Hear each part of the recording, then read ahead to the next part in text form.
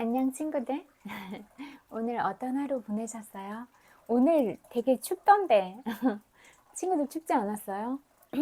좀 두껍게, 이것도 약간 털이 있는 재질이고, 또 옷도 두꺼운 거 입었거든요, 도톰한 거. 근데도 아까 나갔더니 엄청 춥더라고요. 그래서 여러분도 외출하실 때 옷 따뜻하게 입으세요. 추위를 많이 타기도 하지만 이렇게 상대적으로 날씨도 많이 차가워진 것 같거든요. 그래서 옷 좀 도톰하게 입으시면 좀 여러분이 더 추위에 좀 더 대비할 수 있지 않을까, 그런 생각들이 들었어요. 음, 오늘은 또 친구들 어떤 하루 보내셨어요? 저녁들은 드셨어요? 뭐 드셨어요? 뭐 드셨는지 궁금해요.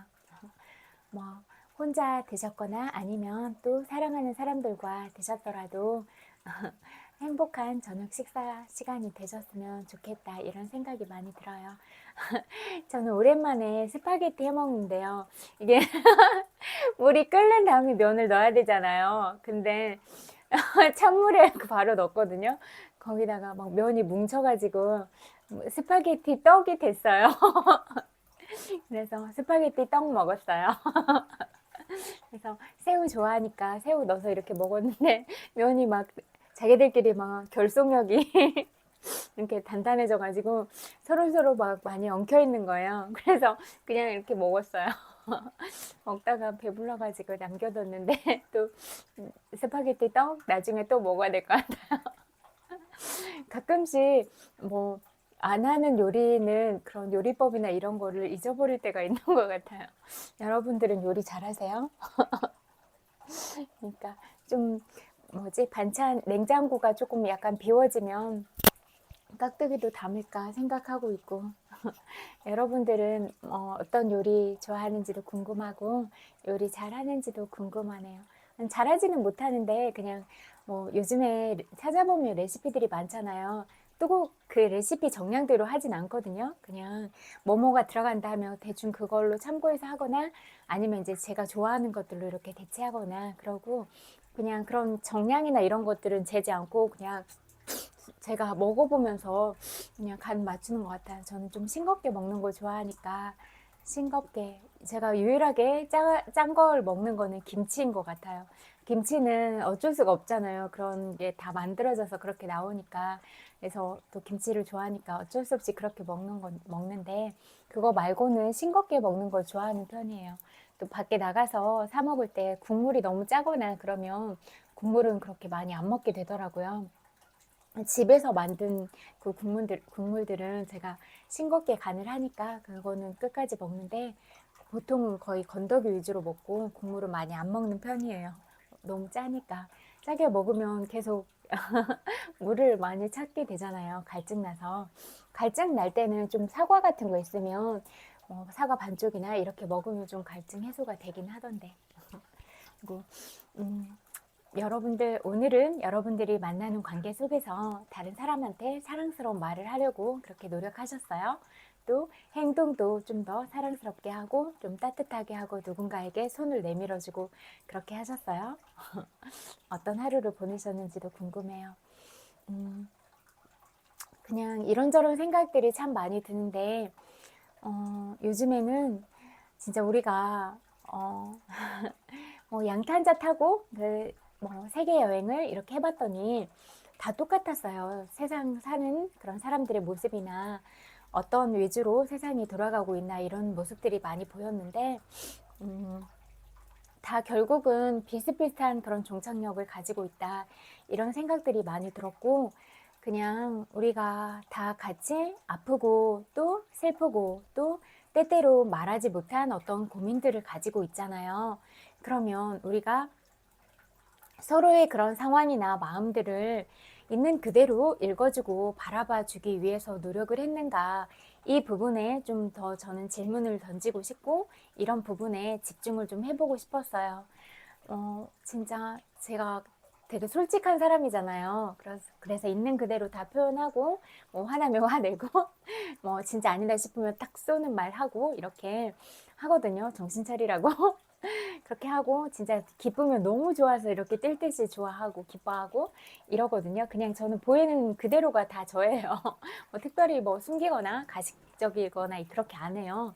그냥 뭐 좋으면 좋다, 어우 예쁘다, 다 이런 거 표현하는데 제가 제 마음에 남겨둘 그런 다른 마음 같은 건 없거든요.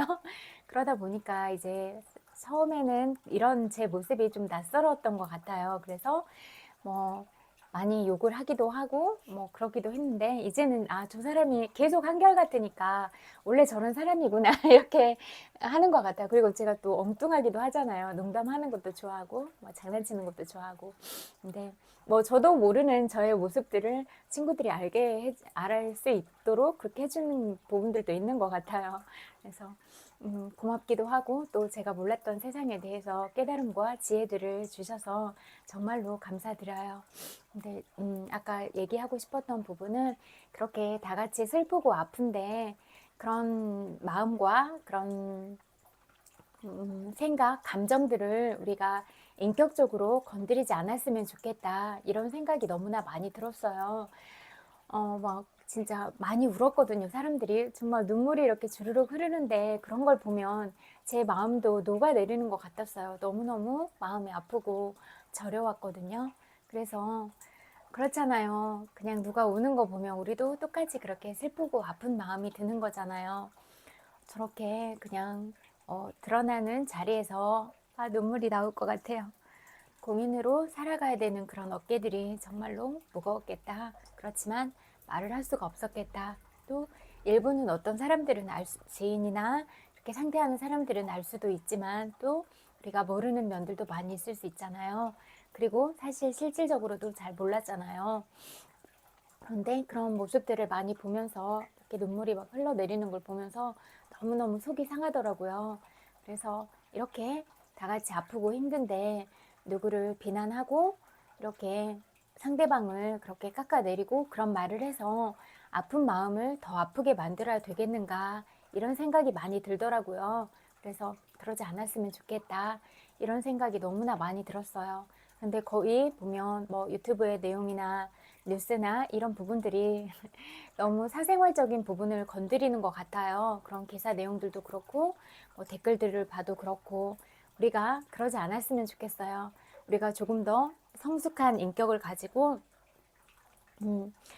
나를 존중하고 또 다른 사람을 존중하고 이런 문화들이 형성이 됐으면 좋겠다. 이런 생각이 너무나 많이 들었어요. 그리고 내가 행동을 함부로 해서 다른 사람 속상하게 하고 다른 사람 마음 아프게 하고 그러면 기분 좋으세요? 그건 내가 어떤 부분들을 갖추지 못해서 내 마음이 지금 아픈 거잖아요. 내 마음이 아픈 걸 상대한테 투사하고 있고 또 내가 진짜 그 사람을 사랑한다면 존중이 바탕이 되어야 되잖아요. 정말 너무너무 좋아해요. 그냥 그러면서 뭐 조그만 사탕을 나누거나 아니면 진짜 오늘 날씨 너무 예뻐요. 뭐 이렇게 좋은 얘기를 하거나 이런 부분들이 얼마든지 있을 텐데 뭐 너무나 그런 본능적인 접근이나 그렇게 하는 건 상대방이 내가 상대를 좋아한다면 상대방이 어떤 사람인지를 먼저 아는 게 더 중요하지 않아요? 그냥 진짜 유치원생 애들도 성숙한 마인드를 가진 친구들이 많잖아요. 그러면 그렇게 함부로 하지 않을 것 같거든요. 그런데 내 감정이 중요하다고 상대가 싫어하거나 그런 거랑 상관없이 아무렇게나 행동하고 이런 건 너무나 무례하다고 생각이 되거든요. 그래서 나랑 상대가 같은 생각이면 그렇게 해도 될 것 같아요. 만약에 예를 들어서 막 클럽 가고 놀고 술 마시고 이런 거 너무 좋아해. 막 유흥을 즐기는 걸. 내가 그렇게 즐기는 걸 너무 좋아해. 그러면 상대도 그렇게 좋아하는 사람을 만나면 되는 거잖아요. 그런데 상대가 그렇지 않아. 그냥 진짜 뭐 정신적인 그런 부분에 대해서 추구하는 게 더 크다거나 아니면 그러면 진짜 내가 저 사람을 좋아하면 좋아하는 마음을 보일 것 같아요. 보이고 그런데도 정말로 좋아한다. 오랫동안 너를 좋아했다. 너의 이러이러한 점이 좋다. 이렇게 접근할 것 같거든요. 그렇게 우리가 그냥 좋다고 일방적으로 막 강요하고 억지로 그렇게 하고 상대를 존중하지 않고 그런 말이나 이런 표현들도 너무나 그런 인격적이지 않은 그런 언어들을 표현한다던가 행동들을 한다던가 이런 건 내가 그런 인격의 함양이 잘 되어 있지 않은 거다. 이렇게 생각해야 되는 게 아닐까요? 저는 이런 부분에 있어서 질문을 던지고 싶어요. 여러분은 성숙한 인격을 가지셨어요? 또 여러분은 상대방한테 말할 때 조금 더 예쁘고 사랑스러운 언어들을 쓰기 위해서 아름다운 단어들을 사용하고 그렇게 하고 계세요? 이런 부분이 중요한 것 같아요. 그래서 누구의 마음도 아프게 해서는 안 된다. 우리는 어떤 일을 하더라도 어떤 상황 속에 있더라도 그 사람 존재 자체에 대해서 너무나 귀하게 여기고 그럴 줄 알아야 된다. 이런 말씀을 드리고 싶어요. 그리고 아까 어떤 텔레비전 프로그램을 보는데 마음이 너무나 흐뭇해지는 기분들이 들었어요. 요즘에 저는 너무 자극적인 걸 좋아하지 않거든요. 너무 무섭거나 너무 뭐 폭력적이거나 그런 것들은 좋아하지 않아요. 그런데 진짜 막 그런 엄마들이 아기들을 키우는데 엄마들이 참 현명하다 이런 생각도 많이 들었고, 거기 나와 있는 아기가 말하는데 너무나 감동적인 말을 하는데 저도 눈물이 주르륵 흐르더라고요. 그래서 진짜 애들은 어른들보다 훨씬 성숙한 마음과 태도들을 가졌다, 이런 생각이 너무 많이 들었어요. 나도 마음이 아프지만 엄마를 먼저 배려하고 이럴 줄 아는 진짜 빛나는 아름다운 마음들을 가진 아이들을 보면 참 사랑스럽다. 또 원래 그 아이가 이렇게 그런 자질을 갖추고 태어났겠지만 또 엄마가 얼마나 사랑으로 그렇게 정성을 들여서 키웠을까, 이런 마음들이 고스란히 느껴지는 거예요. 물론 기질들도 다 분명히 있다고 생각은 하는데 엄마가 아이를 어떻게 키우느냐에 따라서 진짜 그 아이가 다르게 자랄 수 있다고 생각을 하거든요. 그래서 어리지만 저 아이를 둬서 엄마가 참 행복하겠다, 그런 생각이 많이 들었어요. 그래서 저렇게 예쁜 아이가 있으면 도대체 어떤 기분일까, 이런 생각도 들더라고요. 그래서 또 저는 이제 보육원에 있을 때 아이들을 키웠다고 했잖아요. 근데 애들은 진짜 주는 그대로 사랑을 받아요. 4살짜리 이런 쌍둥이 애들을 키우면서도 늘 많이 안아주고 늘 사랑한다고 말해주고 그랬거든요. 그러니까 어느 날 새벽 6시쯤에 제 방문에 와서 애가 사랑한다고 크게 소리 질렀어요. 그렇게 다 알아요. 그리고 사춘기 애들 진짜 방황 많이 하잖아요. 막 심한 욕도 날리고 여자애들 진짜 그렇잖아요. 저한테도 막 욕 날리고 그랬거든요. 그래서 그래, 너도 욕할 자유가 있다. 그렇게 그냥 때로는 넘어가 주기도 하고, 또 그 욕하는 시간을 지나면 또 조용히 불러서 방에 따로 불러서 따끔하게 얘기를 하기도 하고 그랬어요. 근데 저는 절대로 소리 안 지르거든요. 그냥 다 설명을 해요. 이러이러해서 네가 이런 행동을 하면 안 되고, 그런데 네가 이런 행동을 해서 선생님은 마음이 아팠고, 이렇게 쭉 다 설명을 했어요. 네. 나중에 그 애가 정말 좋아하는 사람한테 편지를 써오라고 하는데 저한테 써왔어요. 거기에 내용이 써 있었는데 그렇게 조곤조곤 말할 때 너무나 무서웠대요. 그래서 웃었는데요. 웃기도 하고 또 그렇게 편지를 써준 그 마음이 너무나 고마웠어요. 그렇게 어린 아이들도 강아지들, 동물들도 우리가 사랑을 주면 그대로 안다, 이렇게 생각이 되거든요.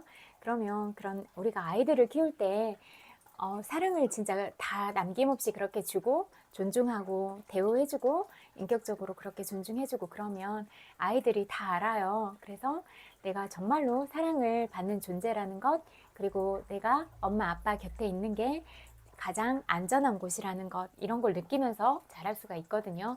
그래서 우리 어른들은 아이들에게 안전한 곳이 되어줄 수 있어야 된다, 이런 생각이 너무나 많이 들었어요. 그리고 아이들에게도 그렇지만 또 우리가 어른들이더라도 이렇게 성숙하지 못한 내면 아이를 많이 가지고 계시더라고요.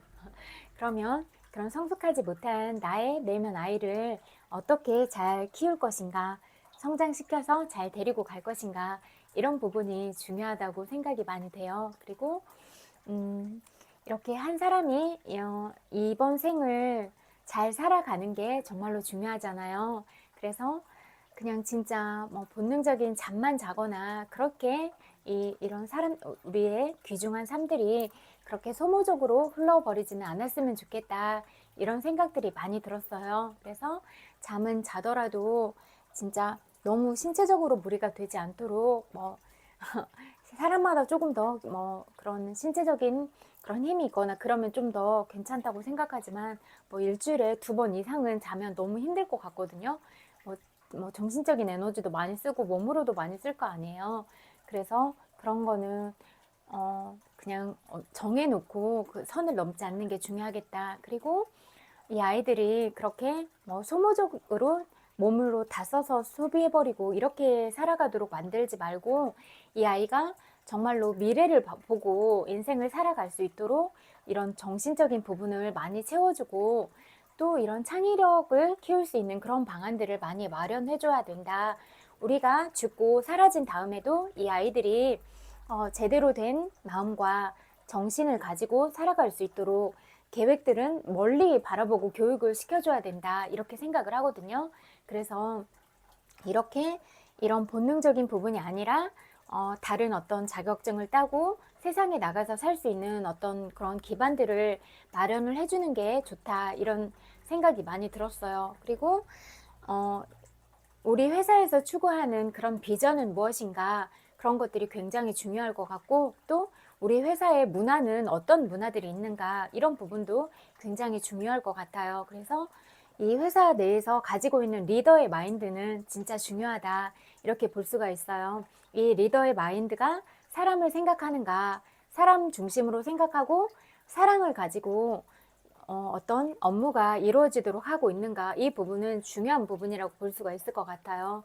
그리고 가까이 있거나 그런 업무를 지시할 수 있는 상사들은 직원들을 보호하고 존중해야 된다.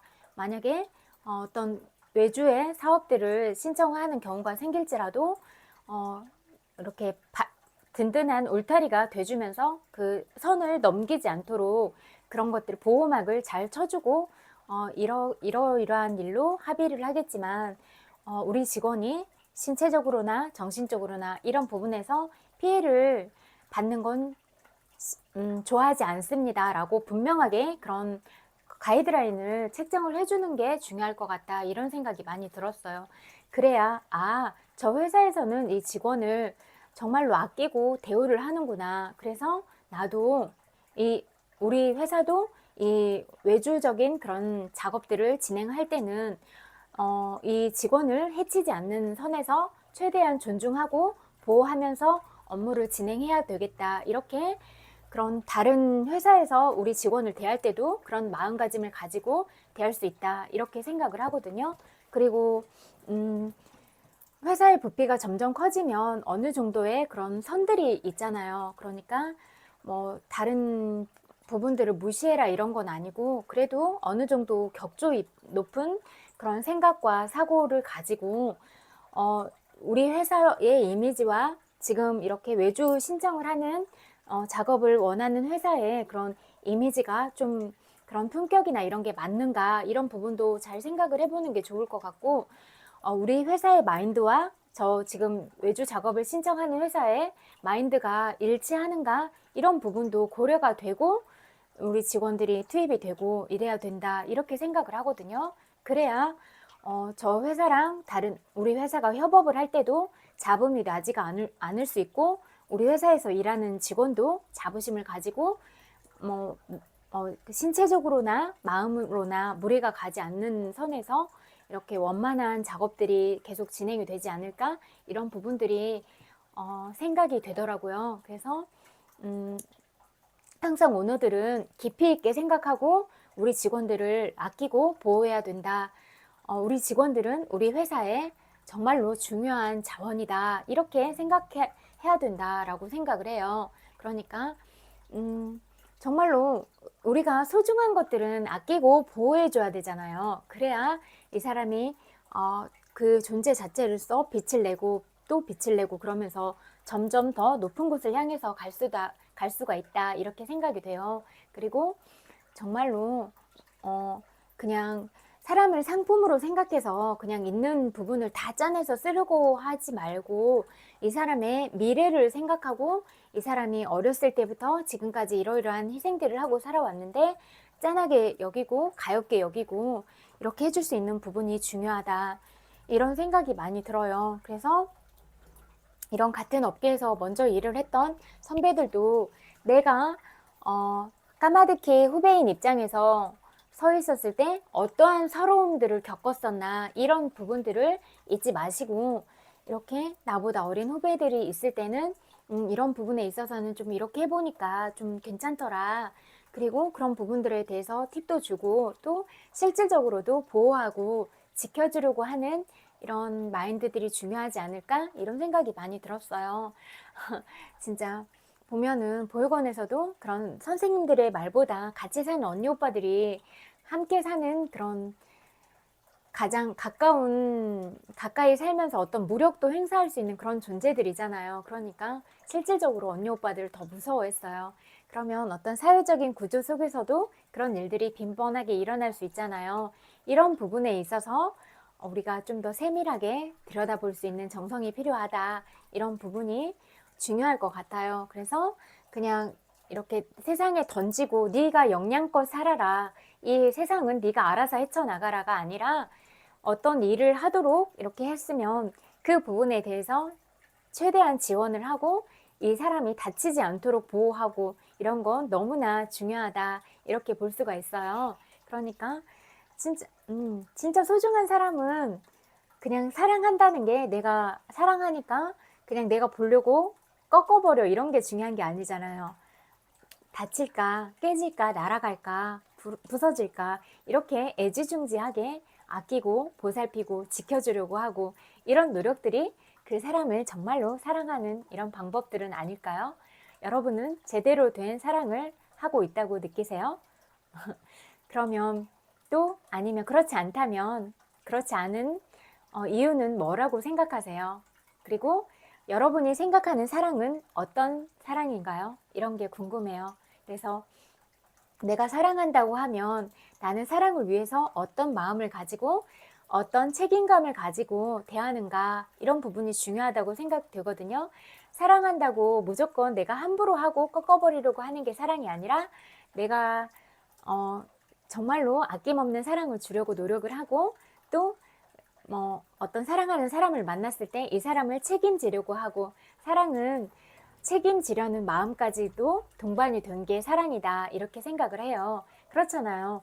내가 사랑하는 누군가를 만났어. 그러면 이 사람과 함께 그려나갈 인생에 대해서 늘 생각하고, 함께 고민하고, 함께 좋은 방향으로 가기 위해서 방향 설정들을 잘 하고, 그리고 내가 아끼는 이 사람을 보호하고 지켜주고, 그렇게 기사도 정신을 발휘할 수 있는 이런 마음들을 가지고 있어야 그게 진짜 사랑이 아닐까, 이런 생각이 많이 들었어요. 그래서 여러분은 어떤 사랑을 하고 계세요? 그리고 그렇게 누구를 만났을 때 책임을 지는 그런 사랑을 하고 계신가요?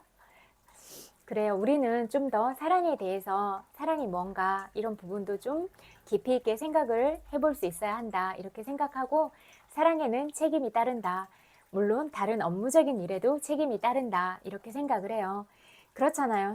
성실하고 정직하고 책임감 있고, 이런 것들은 기본적인 그런 항목들이잖아요. 우리가 그런 기본들을 잘 지키지 않으면 몰상식한 사람이다, 이렇게 말할 수 있을 것 같아요.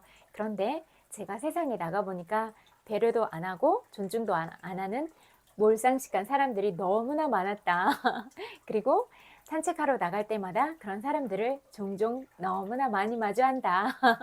이런 말씀을 드리고 싶어요. 여러분은 상식적이신가요? 아니면 몰상식하신가요? 잠깐 저 물 좀 가지고 올게요.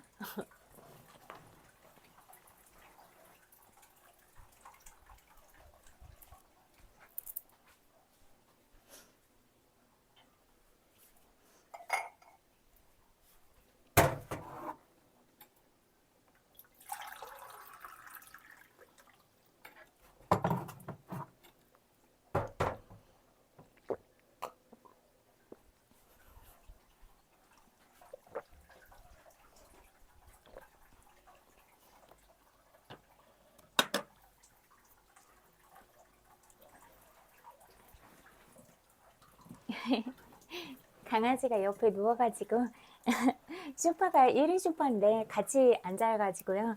1인 소파인데 두 명이 있어야 돼가지고 이렇게 모든 면에서 그냥 나만 생각하고 나 위주로 생각하는 게 아니라 나랑 함께하는 상대방이 있다면 늘 상대방에 대한 존중과 배려가 기본 바탕으로 이루어져야 한다 이렇게 생각을 해요. 그리고 뭐 살아가다 보면 다투거나 그럴 수도 있지만 뭐 화가 나는 상황이 있을 수도 있지만 존중과 배려가 들어가 있는 상황에서 이야기를 이끌어가고 이렇게 한다면 그래도 너무 심한 불협화음을 만나지는 않을 수 있다 이렇게 생각이 돼요. 그리고 말은 절대로 함부로 하면 안 되는 것 같아요. 내가 말을 이미 입 밖으로 뱉어버리면 주워 담을 수도 없는 말이잖아요.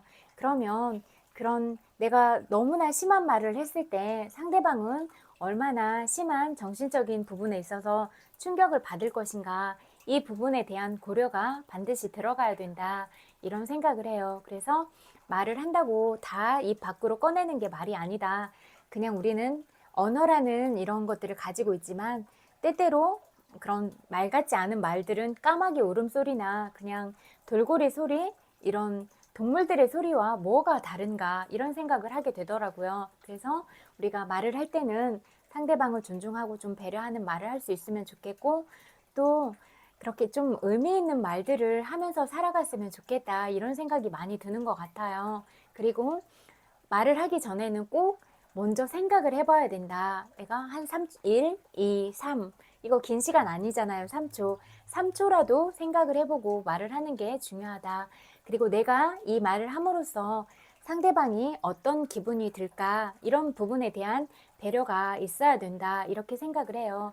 그리고 나한테 유익한 말인가 상대방한테 유익한 말인가 이런 부분을 생각해서 나한테도 유익하지 않고 상대방한테도 유익하지 않으면 말을 할 필요가 있을까? 이런 의문이 들더라고요. 우리는 조금 더 나은 방향으로 계속 성장해 나가고 이런 것들이 중요할 것 같아요. 그래서 그 누구도 우리는 함부로 대할 권리가 없다. 그리고 다른 사람의 마음을 상하게 하거나 그런 비난할 그런 권리가 없다. 이런 부분을 꼭 말씀드리고 싶어요. 그리고 진짜 뭐 제가 많이 사람들을 만나면서 느끼는 건데 내가 굳이 잘못을 하지 않아도 그냥 욕하고 시비 거는 사람들이 많이 있어요. 그런데 그런 사람들이 불쌍하다는 생각이 많이 들어요. 자기들이 마음이 아프니까 그러는 거잖아요. 특별히 나한테 뭔가를 하지 않았는데도 그렇게 하는 건 그 마음 안에 못된 마음이 있으니까 그렇게 하고 있는 거잖아요. 그런 본인들의 마음을 살필 줄 알아야 된다. 마음 안에 사랑이 없다면 절대로 사랑스러운 말을 할 수 없을 것이다. 이렇게 말씀드리고 싶어요. 그리고 다 내 마음에 있는 것들이 이렇게 나오는 거니까 상대방한테 말하고 있는 자신을 돌아봐야 돼요. 내가 왜 이런 말을 하는가? 내가 상대방이 잘 되고 있어서 질투하는 마음이 생겨서 이런 말을 하나?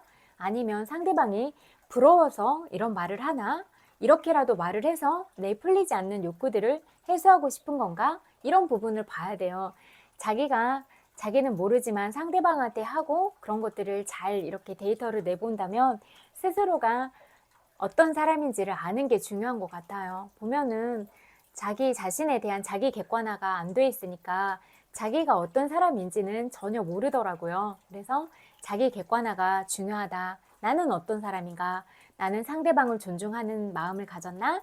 상대방을 좀 더 상대방이 잘된 일에 진심으로 축하하고 이런 예쁜 마음을 가졌나? 그런 사랑스러운 마음들을 가졌나? 나는 공감을 잘하는 사람인가? 그런 게 중요한 것 같아요. 그래서 나는 어떤 성향을 가진 사람인가? 나는 어떤 자질들을 가진 사람인가? 그렇게 나를 돌아보는 게 중요하지 않을까요? 우리가 정말로 한마디를 하더라도 사랑스러운 말을 하고 또 위로를 하고 그렇게 누군가를 따뜻하게 해주는 방향으로 갔으면 좋겠어요. 뭐 그냥 진짜 그런 이명교를 하면 사실 다 알아들을 수 있잖아요. 그런데 굳이 왜 그런 말들을 하는지 좀 재밌더라고요. 그래서 뭐 가면 제가 가면 강아지의 비유를 많이 해요. 아무튼 그래서 막 얘기를 하면 솔직히 제가 머리가 그렇게 나쁘지가 않아요. 머리 회전이 빠르거든요. 그리고 뭐든 이제 감각도 예민하니까 알아차리는 것도 빨라요. 그래서 좀 다른 사람보다 빠른 것 같거든요, 제 생각에. 그런데 다 알아들을 수 있는 말인데 막 떠들고 있는 거, 335 이렇게 떠들고 있는 거 보면 되게 웃겨요. 코미디 하고 있는 것 같아요. 다 아는데 무슨 말 하는지 아는데.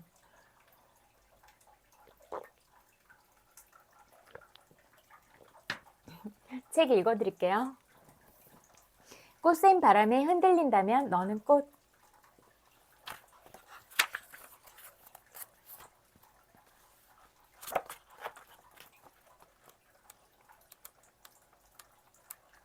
아, 이것도 거의 읽었다. 뒤에는 약간 뭐 그 해설 같은 그런 부분이거든요. 그러니까 이거는 패스. 당신이 옳다 읽어드릴게요. 감정이 옳다고 행동까지 옳은 것은 아니다. 그녀의 남편은 인권 관련 집회에 참여했다가 경찰에게 무차별 구타를 당했다. 그 후 다리를 제대로 쓰지 못한다. 그녀가 남편 대신 생계를 도맡아 했고 병간호도 한다. 이제 겨우 30대 초반의 아이가 셋이다. 무기력과 분노 사이를 오가는 게 일상적인 감정일 수밖에 없다. 남편의 병세가 악화되자 분노가 극에 달했다. 그때 만났다. 몸을 떨며 그녀가 말했다. 운전면허만 있었다면 트럭을 몰고 경찰청 정문을 들이받고 싶어요. 다 불태우고 나도 죽고 싶어요. 내가 바로 대꾸했다. 운전면허가 왜 필요해요? 들이받고 말 건데 면허 없어도 돼요. 폭력적 자해 행위를 하려는 사람의 분노에 기름을 붓는 말처럼 들리는가? 물론 아니다. 그녀의 분노에 기름을 붓는 행위는 그녀가 표출하는 분노를 아무것도 아닌 것으로 취급할 때였다. 그 분노를 다른 쪽으로 돌릴 수 있을 것으로 기대하고 시도했던 사람들, 그 분노를 이해한다고 쉽게 말하는 이들이 그녀의 분노에 기름을 붓는 것이다. 내 마음은 알지만 그래도 그 아이 생각을 해서라도 내 마음은 알겠지만 내 남편은 죄책감 때문에 어떻게 살겠니? 같은 말들이 말한 사람의 의도와는 다르게 그녀의 분노에 기름을 붓고 분노를 배양하고 증식시킨다. 운전면허가 필요 없다는 내 말에 당사자인 그녀는 멈칫하다가 나를 보더니 이내 피식 웃었다. 빳빳하고 비장한 분노를 표출하다가 순간적으로 긴장이 풀어졌다. 그녀는 그 다음 자기의 분노를 더 구체적으로 말했지만 그 분노에 매몰되지 않았다. 자기의 분노를 앞에 놓고 그걸 바라보면서 말하는 것 같았다. 내 마음이 이렇게 지옥이었노라고. 분노를 느끼는 자기와 말하는 자기 사이에 순식간에 안전거리를 확보한 사람처럼 말했다. 분노를 말할 수 있으면 분노로 폭발하지 않는다. 분노에 매몰된 그녀가 순간적으로 그 감정에서 빠져나올 수 있었던 것은 자신의 분노가 전적으로 이해받고 수용됐다는 느낌 때문이다. 그녀 자신의 감정이 판단받지 않았기 때문이다. 이 부분 중요한 것 같아요. 내가 엄청 속상하고 화가 났을 때 그냥 온전히 내 감정과 그런 부분들을 알아주는 게 아니라 그냥 나한테 오히려 더 어떤 판단하는 잣대를 들이내밀었을 때 이때는 그런 분노감이 더 증폭이 되는 것 같아요. 왜냐하면 해결책을 달라고 말하는 게 아니잖아요. 내가 이만큼 슬프고 아프다고 말하는 거잖아요. 그러면 정말로 있는 그대로를 들어주는 게 중요하겠다. 이런 생각이 더 드는 것 같아요. 여러분은 그러고 계세요? 그녀의 격한 그 말은 다 부수고 나도 죽겠다는 말이 아니다. 다 부수고 죽어버리고 싶을 만큼 지금 내가 억울하고 화가 난다는 말이다. 그 마음을 정확하게 알아주고 받아주는 사람이 한 사람만 있으면 그 억울함에서 벗어난다. 한 사람만 있으면 된다. 사람의 감정은 항상 옳다. 사람을 죽이고 부수고 싶어도 그 마음은 옳다.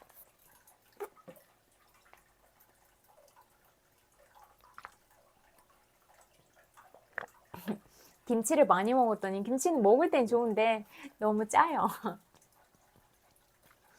사람의 감정은 항상 옳다. 그 마음이 옳다는 것을 누군가 알아주기만 하면 부술 마음도 죽이고 싶은 마음도 없어진다. 비로소 분노 지옥에서 빠져나온다. 만약 그녀가 실제로 부수고 누군가를 해코지했다면 그래도 옳은가? 자해하는 행동을 했다면 그래도 옳은가? 사람의 마음은 항상 옳으니 그녀의 파괴적 행동과 판단도 옳은가? 아니다.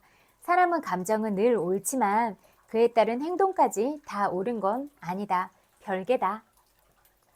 감정에는 공감해도 행동에는 동의하지 않을 수 있다.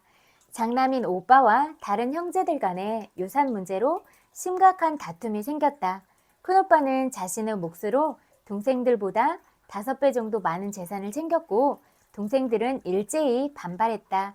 큰오빠와 그래도 사이가 괜찮았던 여동생이 대변인처럼 양쪽을 오가며 중재를 시도했다.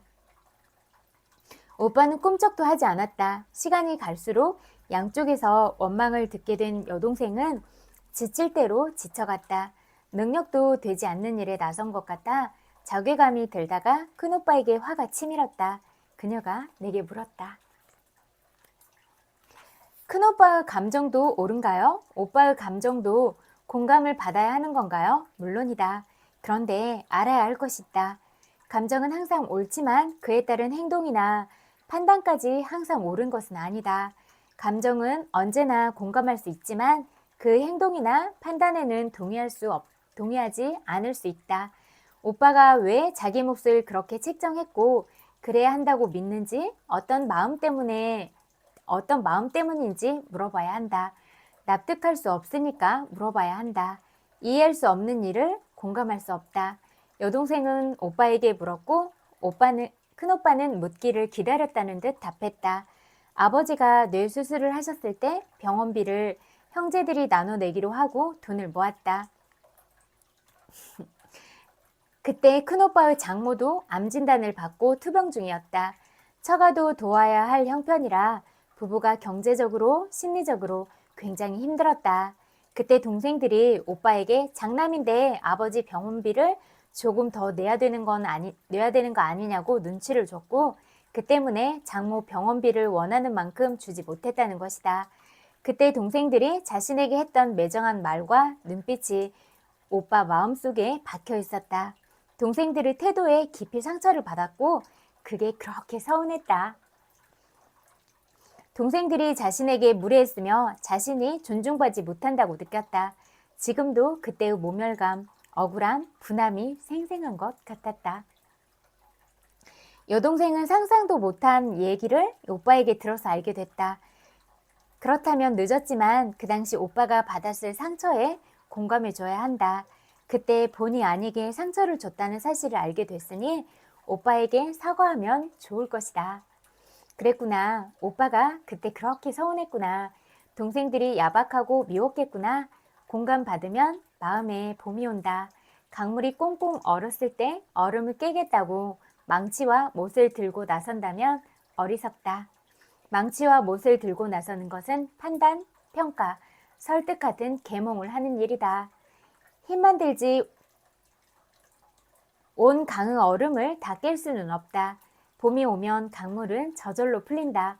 공감은 봄을 불러들이는 일이다.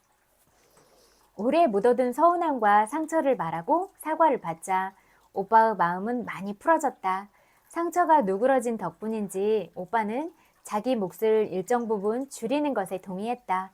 그 후 유산 분배를 재조정했지만 오빠는 여전히 동생들보다 2배 정도 많은 재산이 자신의 몫이어야 한다고 주장했다.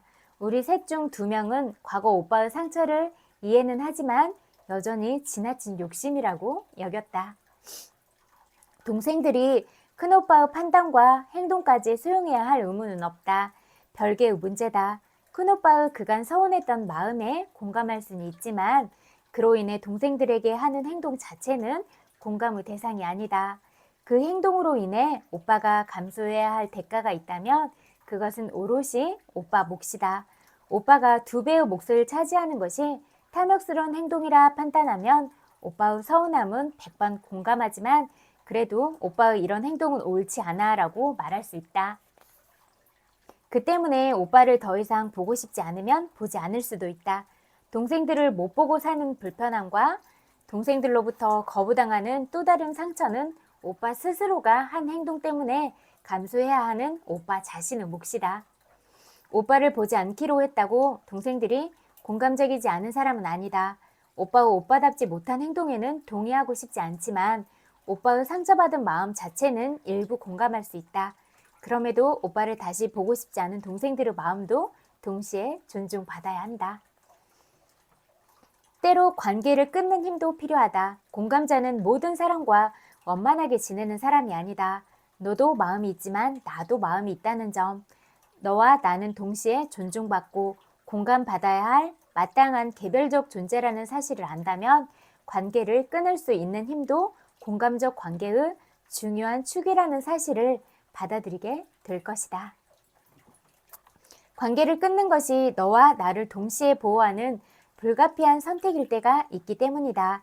이런 결정을 내리지 못한 채 울며 겨자 먹기로 관계를 이어가는 것은 나에게는 파괴적인 행위고 상대에게는 자기 행동에 대해 성찰할 수 있는 기회를 놓치게 만드는 결과를 가져온다. 양쪽 모두에게 불행한 일이다. 결국 또 다른 문제를 일으키게 된다. 모든 사람과 원만하게 지내는 일은 불가능하다. 모든 사람에게 공감적인 사람도 불가능하다. 그런 사람이 있다면 그는 공감자가 아니라 혹독한 감정 노동으로 웃으며 쓰러지고 있는 사람일 가능성이 높다. 친구를 때린 아이와 엄마의 관계처럼 부모와 미성년 자식 간에 생기는 대부분의 정서적 갈등은 부모가 아이를 제대로 공감하지 못해서 생기는 문제다. 부모만 잘하면 해결되는 경우가 거의 대부분이다. 부모가 관계의 본질을 이해하고 사과하고 제대로 공감하기 시작하면 그때부터는 허무할 만큼 어렵지 않게 갈등이 풀린다. 그러나 성인 간의 관계는 다르다. 내가 감당해야 할 몫이 있지만 나만 잘한다고 되지 않는다. 상대가 감당해야 할 몫도 있다. 그것까지 내가 짊어질 이유는 없다. 너도 있지만 나도 있다. 어떤 관계에서든 납득할 수 없는 심리적 갑을 관계가 일방적이고 극단적으로 계속된다면 이런 관계를 끊을 수 있는 것이 더 건강하다. 우선 내 건강성을 지켜야만 나중을 기약할 수도 있다. 공감자는 모두와 원만하게 지내는 사람이 아니다. 큰오빠를 보지 않겠다고 한 동생의 마음도 옳다. 여기까지 읽을게요.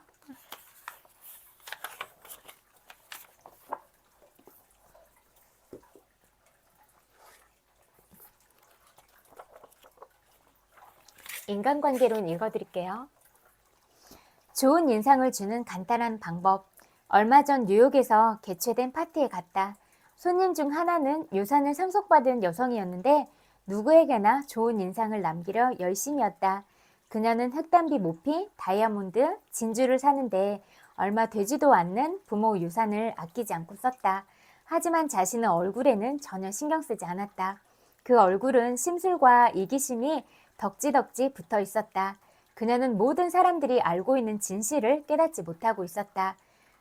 사람의 얼굴 표정은 그가 입고 있는 옷보다 훨씬 중요하다는 사실이다. 배우자가 비싼 모피를 사려고 할 때를 대비해 기억해두면 좋은 말이다. 찰스 슈와브는 자신의 미소가 100만 달러의 가치가 있다고 내게 말한 적이 있다. 그는 앞서 말한 진실을 알고 있었을 것이다.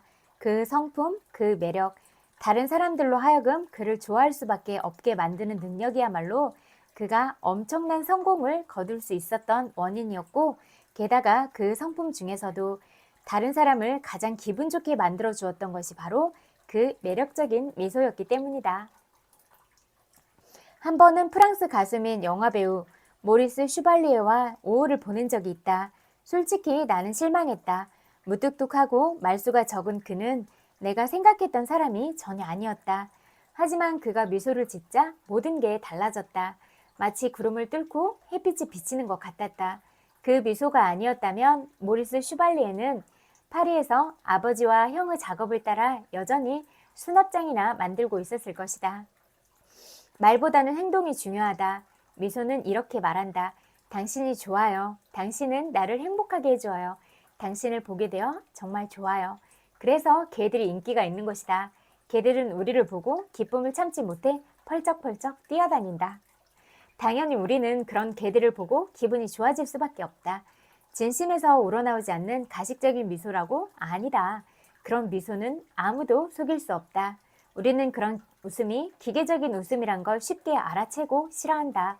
내가 말하고자 하는 것은 진짜 미소, 마음을 따뜻하게 만들어주는 미소, 마음에서 우러나오는 미소, 훌륭한 가치를 가지는 미소이다. 뉴욕 대형 백화점의 인사 담당자는 심각한 얼굴을 한 철학 박사보다는 초등학교조차 마치지 못했더라도 사랑스러운 미소를 가지고 있는 소녀를 채용하겠다고 말했다. 미국에서 손꼽히는 고무회사 중 하나의 대표이사가 내게 말하기를 자신의 관찰 결과 일에 재미를 느끼지 못하는 사람은 어떤 일을 하더라도 성공할 수 없다고 했다. 이 산업계의 지도자는 다른 데 눈길 주지 않고 열심히 일만 하는 것이 우리의 욕망을 충족시키는 유일한 마법의 열쇠라는 옛 격언을 그다지 믿지 않는다. 그는 말했다. 저는 웃고 즐기며 자신의 일을 했기 때문에 성공한 사람들을 알고 있어요. 나중에 이 사람들은 자신의 일을 남들처럼, 그러니까 진짜 일처럼 하기 시작했죠. 그러다 보니 일에서 모든 재미를 잃었고 그래서 실패했습니다. 다른 사람이 만나고 싶어하는 사람이 되고 싶다면 먼저 당신이 사람들을 만나는 것을 즐겨야 한다. 나는 수천 명의 비즈니스맨들에게 일주일 동안 매일 매시간 누군가에게 미소를 짓고 수업에 와서 그 결과를 말해달라고 했다. 어떤 효과가 있었을까? 지금부터 알아보기로 하자. 아메리카 증권 거래소에서 일하는 윌리엄 B. 스타인하트에서 온 편지가 있다. 그 사례는 예외적인 것이 아니다. 사실은 다른 수백 건의 경우와 같이 전형적인 사례다. 저는 결혼한 지 18년이 지났습니다. 18년 내내 아침에 일어나서 일하러 갈 준비를 마칠 때까지 아내에게 웃지도 않았고 20단어 이상은 말하지 않았습니다. 세상에서 가장 무뚝뚝한 사람 중 하나였죠. 선생님이 미소 경험에 대해 말을 해보라는 과제를 내주셨으니 저는 일주일 동안 미소를 지어보기로 했습니다. 그래서 다음날 아침 거울 속에서 내 심각한 얼굴을 보고 머리를 빗으며 이렇게 말했죠. 빌, 오늘 당장 그 불만이 많은 얼굴을 지워버려. 이제부터는 웃을 거야. 지금부터 당장 시작이야. 그러고는 아침 식탁에 앉아서는 아내에게 좋은 아침에 여보라고 말하며 웃어 보였어요. 선생님은 그 사람이 놀랄 수도 있다고 미리 경고하셨죠. 글쎄요, 아내의 반응은 그 이상이었어요. 그녀는 당황하고 충격을 받은 것처럼 보였어요. 저는 아내에게 앞으로 이런 일이 일상이 될 거라고 이야기했고 지금까지 2달 동안 매일 아침마다 약속을 지켜오고 있어요. 그 2달 동안 제 변한 태도는 지난 한 해보다도 훨씬 더 많은 행복을 가져다 주었어요. 출근길에 아파트 엘리베이터 보이에게 좋은 아침이라고 인사하죠. 물론 미소를 지으면서요. 도우맨에게도 미소를 띠며 인사를 해요. 지하철 부스에서 잔돈을 받을 때도 출납원에게 미소 짓습니다. 증권거래소에서도 지금까지 제가 웃는 걸 한 번도 못 본 사람들에게 미소를 보내요. 얼마 안 가서 모든 사람들이 제 미소를 받고 다시 제게 미소를 돌려준다는 걸 발견했습니다. 저는 불평불만이 있어 저를 찾아온 사람들에게도 유쾌하게 대해요. 미소를 띤 채 이야기를 들어주면 일이 훨씬 쉽게 풀리더라고요. 미소가 매일같이 많은 돈을 벌어준다는 사실을 알게 되었죠. 저는 다른 중개인 한 명과 사무실을 같이 쓰고 있습니다. 그중 개인의 직원 중 호감이 가는 젊은이가 하나 있습니다. 저는 미소를 지어 얻은 결과에 고무된 나머지 그 젊은 친구에게 얼마 전 인간관계에 대해 제가 갖게 된 새로운 철학을 들려주었습니다.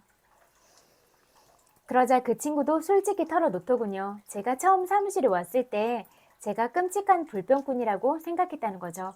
최근에야 그 친구는 생각을 바꾸었대요. 그 친구 말에 따르면 제가 미소를 지을 땐 인간적으로 보인다는 것입니다. 저는 비판도 그만두기로 했습니다. 이젠 비판 대신 인정과 칭찬을 해주죠. 저는 제가 원하는 게 무엇인지 말하지 않아요. 이젠 다른 사람의 관점을 알아내려고 노력하죠. 이런 것들이 저의 삶을 진정으로 바꿔놓았습니다. 저는 전혀 다른 사람, 행복한 사람, 부자가 되었어요. 우정과 행복이 많은 부자죠. 세상에서 가장 중요한 것들은 다 가지고 있는 셈이죠. 여기까지 읽을게요. 참, 그리고 이렇게 산에 가다 보면 뭐 돌이나 이런 곳에서 중간중간에 앉아서 이렇게 간단한 간식 같은 거 드시는 분들이 계시는데요. 지금 날씨가 많이 추워져서 그 돌이 차갑잖아요. 그래서 이렇게 등산용 작은 그런 매트 같은 거 있잖아요. 그런 거 이렇게 접어서 뭐 3등분 해서 접으면 가방에 끼워서 다닐 수도 있잖아요. 그렇게 간단한 휴대용 매트 같은 거 가지고 다니시면서 차가운 바닥에 앉지 마시고 그 돌 위에 깔고 앉으시면 좋겠다, 이런 마음이 들었어요. 그냥 차가운 돌에 앉아서 간식 드시는 거 보니까 조금 그런 마음이 들어서 이런 말씀을 들어보면 어떨까, 이런 생각이 들었어요. 그래서 차가운 돌에 앉지 마시고 이렇게 좀 따뜻한 곳에 잠깐 앉으시더라도 그렇게 좀 몸을 보호하면서 앉으면 어떨까, 이런 생각이 들었어요. 참고하시면 좋겠어요. 책은담 읽어드릴게요. 제가 혼자 여행은 좀 겁이 나고 그래서 안 해봤었는데, 어느 날 그냥 오롯이 저 혼자 어딘가 가고 싶은 날이 있었어요. 그래서 그냥 강원도를 가게 됐는데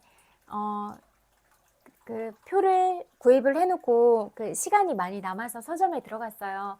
그래서 그 책들을 보는데 책은담이 눈에 띄었거든요. 그래서 이렇게 읽다 보니까 아주 예전 사람들이지만 그때도 우리의 지금 일어나는 삶에서 일어나는 모든 요소들이 비슷하게 일어났었구나, 그런 어떤 선조들의 지혜를 배울 수가 있겠구나, 그런 마음이 들어서 뭐 같이 가는 친구로 이렇게 책을 데리고 갔어요. 그래서 이제 또 다른 책들이 책 읽는 거를 마무리했으니까 어떤 책을 읽어주면 좋을까 하다가 책은담 같이 읽어보려고요. 이게 되게 지혜가 있는 책이라서 여러분한테 소개시켜 드려도 좋을 것 같아요. 우리는 삶의 모든 부분에서는 늘 지혜가 필요한 것 같아요. 그리고 우리가 그런 지혜로운 마음들을 많이 가지고 있을 때, 또 우리 마음에 사랑이 많이 있을 때 그런 사랑의 마음들을 상대방한테 표현을 하면서 살아갈 수 있다고 생각을 하고, 우리가 가진 지혜가 많을수록 이런 좋은 지혜들을 우리 다른 사람들과 공유하면서 살아갈 수 있다고 생각을 하거든요. 그래서 우리가 자꾸 지적인 면에서도 그렇게 채우려고 노력을 하고, 지적인 성장이 중요하고, 또 마음으로도 항상 좋은 것들, 아름다운 것들, 사랑스러운 것들을 많이 채우려고 하는 이런 부분들이 많이 필요하다, 이런 생각이 들어요. 여러분은 그런 지적인 부분들을 채우기 위해서 어떤 노력들을 하고 계세요? 또 마음에 사랑스러운 마음과 그런 따뜻한 마음들을 채우기 위해서 어떤 노력들을 하고 계세요?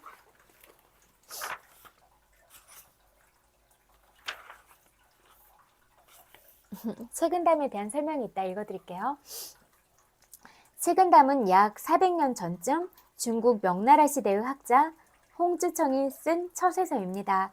지금까지 수많은 사람들이 이 책을 읽었는데, 특히 기업의 최고 경영자나 정치가, 문화예술가들 가운데 항상 곁에 둘 책으로 삼고 있는 사람들이 많습니다.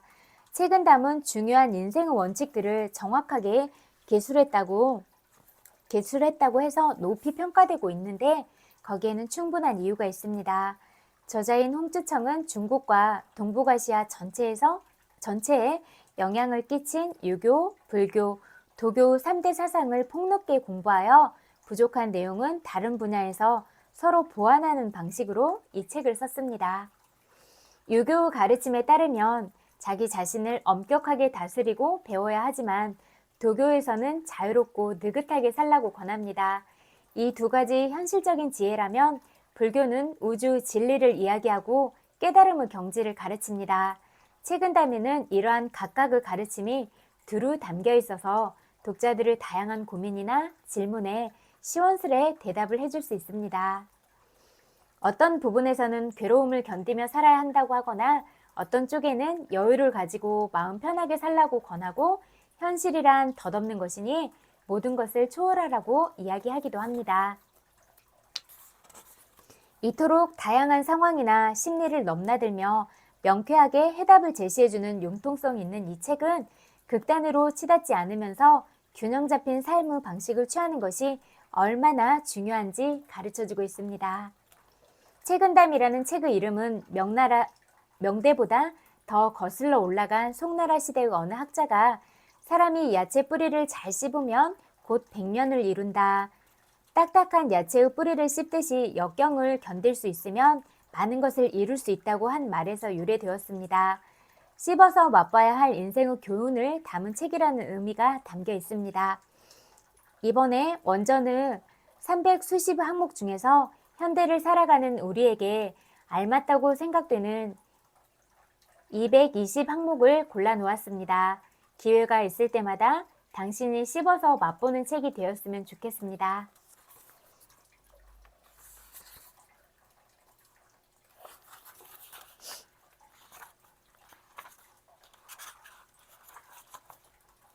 삶의 방식에 대하여 정직하게 산다. 인간으로서 부끄럽지 않은 정직한 삶을 살면 출세길에서 점점 멀어지거나 불우한 생활을 하는 처지가 될 수도 있다. 권력자에게 아부하며 사는 사람은 우대받으며 득의양양한 생활을 할 수 있을지도 모른다. 그러나 그것은 일시적인 것이어서 결코 오래가지 않는다. 얼마간 불우하고 고독한 생활을 하게 되더라도 정직한 삶을 사는 것이 중요하다. 우직하게 산다. 인생 경험이 많지 않은 나이에는 세상의 악습에 물들 기회가 적다. 그러나 경험을 쌓으면서 혹독한 현실에서 살아남기 위해 다양한 술수나 테크닉을 배우게 된다.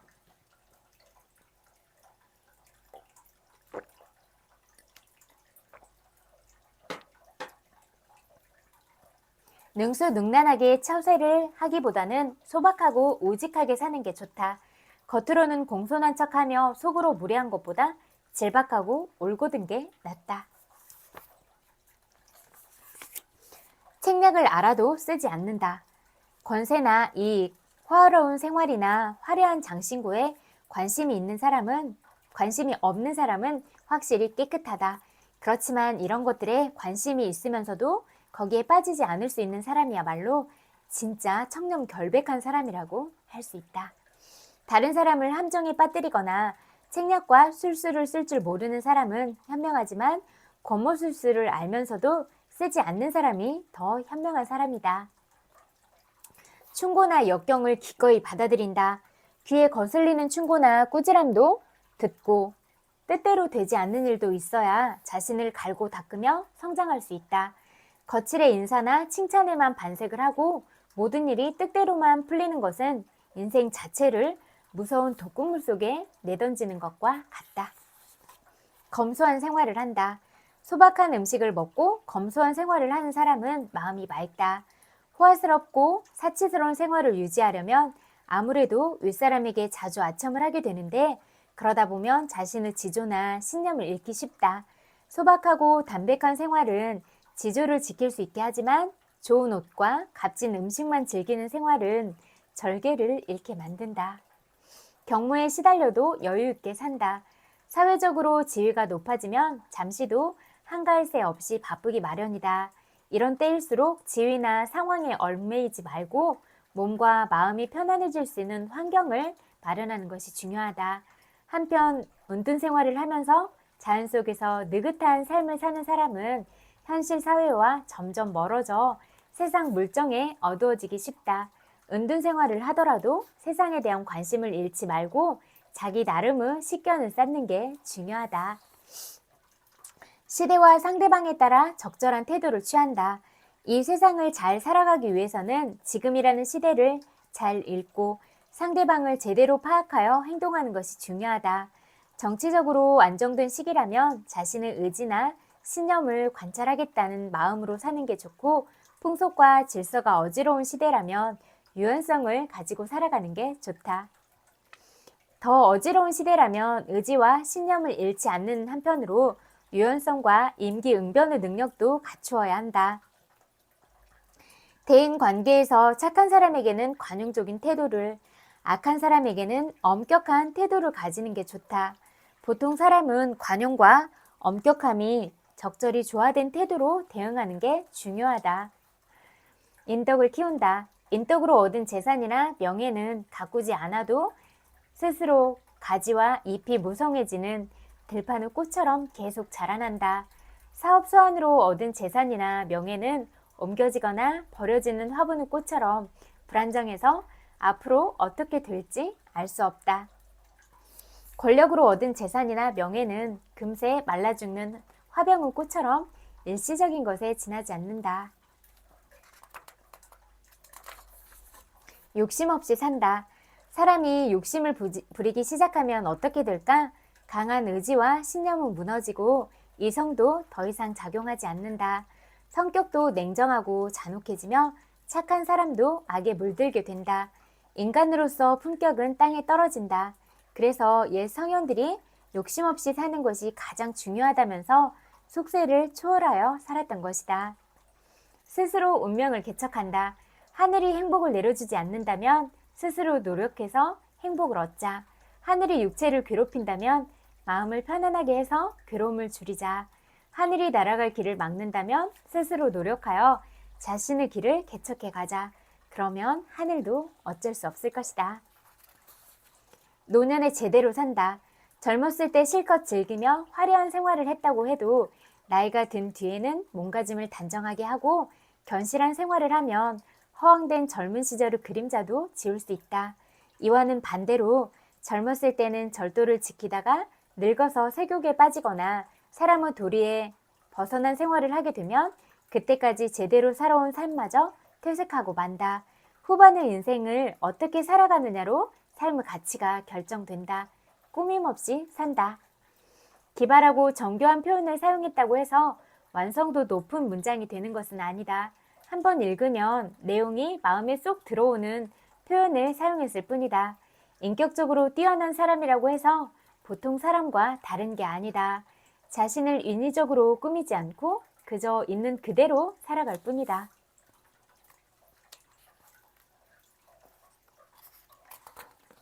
나무 눈에 띄지 않는 곳에서 덕을 쌓는다. 큰 성공을 거두고 인생의 절정에 도달했을 때야말로 물러나야 할 때다. 직장에서는 출세 경쟁과 거리가 먼 위치에 머물러야 한다. 나무 눈에 띄지 않는 곳에서 하는 행동이야말로 주의 깊고 신중해야 한다. 되갚기를 기대할 수 없는 상대에게 은혜를 베풀어야 한다. 상쾌하게 산다. 재산이나 지위를 쌓기에만 급급한 도시인과 사귀기보다 욕심 없이 담담하게 살아가는 산중의 노인과 친구가 되는 게 낫다. 권력자에게 아첨하는 것보다 누추한 집에 사는 사람과 친하게 지내는 게 낫다. 도시인의 쓸데없는 소문에 귀 기울이기보다는 나무꾼이나 소몰이꾼의 노래를 듣는 게 낫다. 나무 실패담을 비판하기보다 옛 성현들의 멋들어진 삶을 찬양하는 게 낫다. 소리 높여 주장하지 않고 조용히 산다. 자신의 주장을 내세우다 틀리면 그것 때문에 비판받는다. 평소에 도덕주의를 강조하다가 실수를 하면 그 도덕주의가 비방과 증상의 대상이 된다. 그러나 악을 가까이 하지 말고 좋은 평판이나 명성에 연연해 하지 않으며 오로지 차분한 마음으로 살아가야 한다. 그렇게 해야 세상을 안전하게 살아갈 수 있다. 평범하게 산다. 남을 속이는 계략이나 기묘한 습관, 특이한 행동이나 특별한 능력은 이 세상을 살아가는데 오히려 화근이 된다. 평범한 인간성과 행동만으로도 충분히 편안하고 흡족한 생활을 할 수 있다. 역경을 견뎌낸다. 옛사람이 산에 오를 때는 가파른 오르막을 견디며 올라가고 눈길에서는 위험한 현수교를 견디며 앞으로 나아가라고 했는데 이 견디다라는 말에는 깊은 의미가 담겨 있다. 이 세상에는 착한 사람도 있지만 나쁜 사람도 있다.